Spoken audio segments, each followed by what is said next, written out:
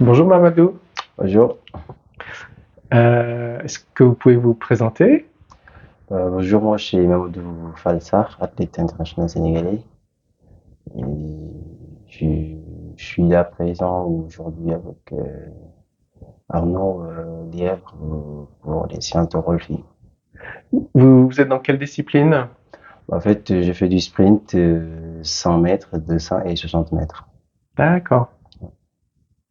Et vous allez courir vous participez au championnat, vous avez participé au dernier championnat du monde.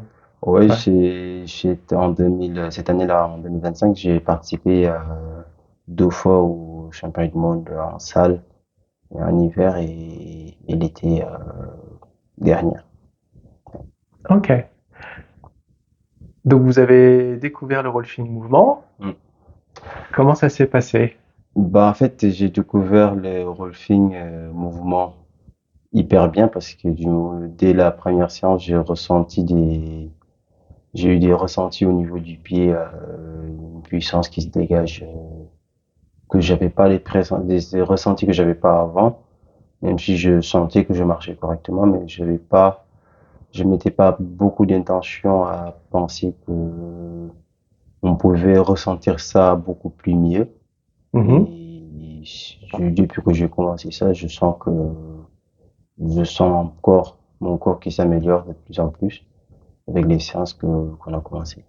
Donc il y a une perception différente du corps et vous sentez une différence en termes de puissance et dans la course. Oui, actuellement, je ressens beaucoup quand je pose, je sens déjà, parce qu'en course, on sait comment poser les pieds et tout, Ouais.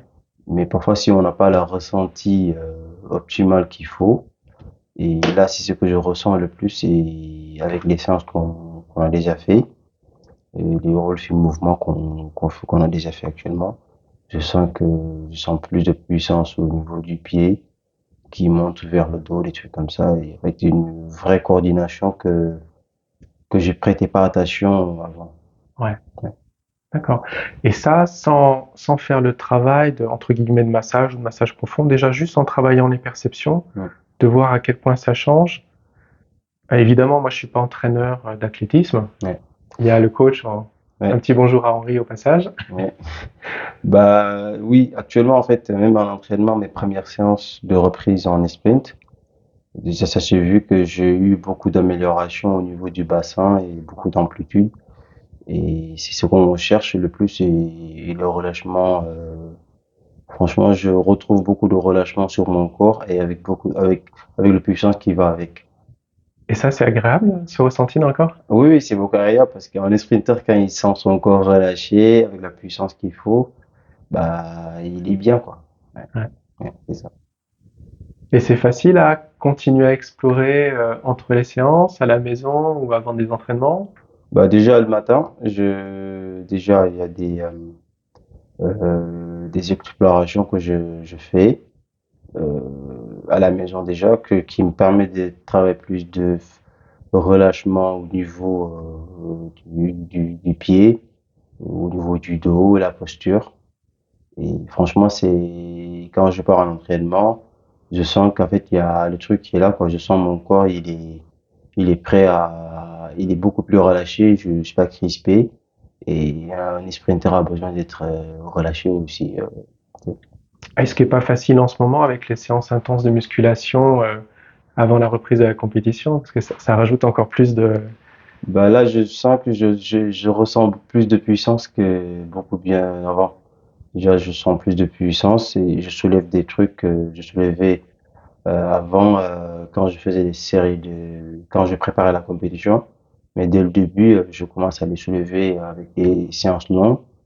Du coup, ça veut dire que la puissance, il est là, il y a j'ai eu beaucoup d'améliorations depuis que j'ai commencé à faire ces Hmm. séances.